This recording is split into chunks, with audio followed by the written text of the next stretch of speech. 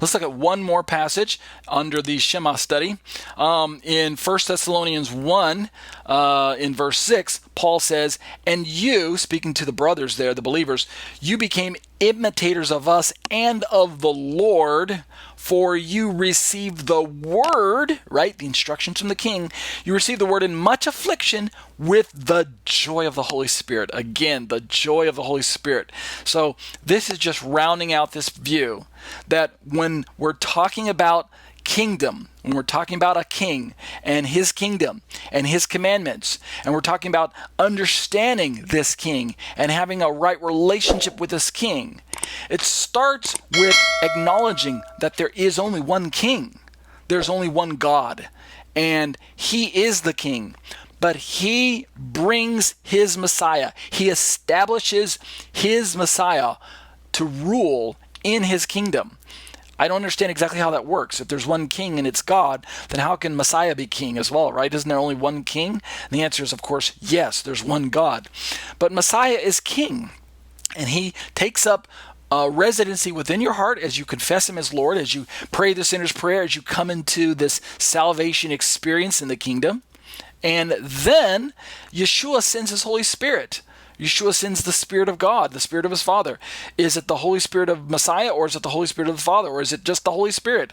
The answer is, of course, again, yes. That's how we interact with this God of ours. It's one God, and yet there are these three persons that we know from reading the Bible, as difficult and challenging and mysterious as that can be, that God is complex in his nature. But we can see it as we work our way through these different passages that CARM has provided for us, using different attributes and words and kind of concepts and character traits that are revealed to us through the words of God.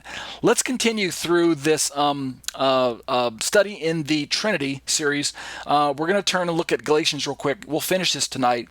We talked last week about faith and faithfulness, and how that faith gives rise to faithfulness, or faith leads to obedience.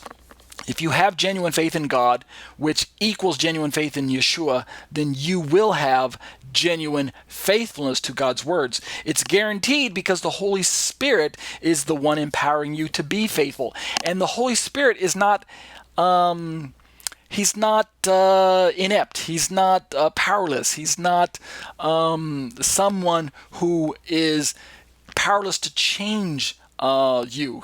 He will get his way done because he's very God. And so notice that in Galatians chapter 3, I quoted and set you up for this last week, Paul, speaking to the church at Galatia, reminds them of what Habakkuk already said.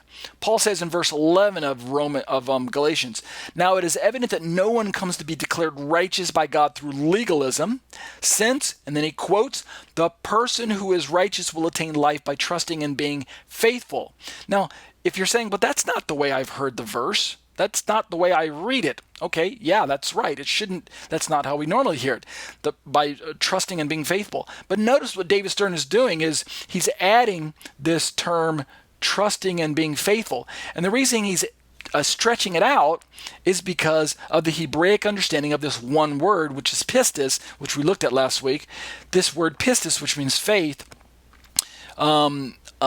is connected to, the noun and the verb are connected to one another in the idea of faith and faithfulness, the idea of trust and believing and things like that. So let's kind of peek at my commentary notes from Galatians and see how this works itself out. I have a note on the Habakkuk passage in my commentary. If you hover over where it says Habakkuk, you can see the verse there as we normally are used to hearing it. "The righteous shall live by his faith." I think this is ESV. Quote, "Behold, his soul is puffed up. It is not upright within him. But," and here's the way we're normally used to hearing it, "the righteous shall live by his faith," or "the just shall live by faith." Again, remember that Paul quotes this passage in two places prominently, in Romans 1:14, and then again here in Galatians 3 verse 11. So let's look at some of the ramifications of this Habakkuk quote as I've outlined it in my study to Galatians. Paul quotes from Habakkuk 2:4 in the second clause of my commentary to prove that works of the law will not justify or save a person.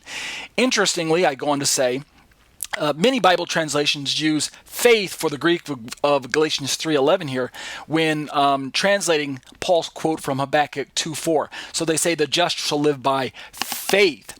Just like we find it normally in our Bibles, they carry that quote over into the Greek version, meaning they're working from a Hebrew original, or Aramaic, whichever Habakkuk wrote in. I believe it was Hebrew at the time.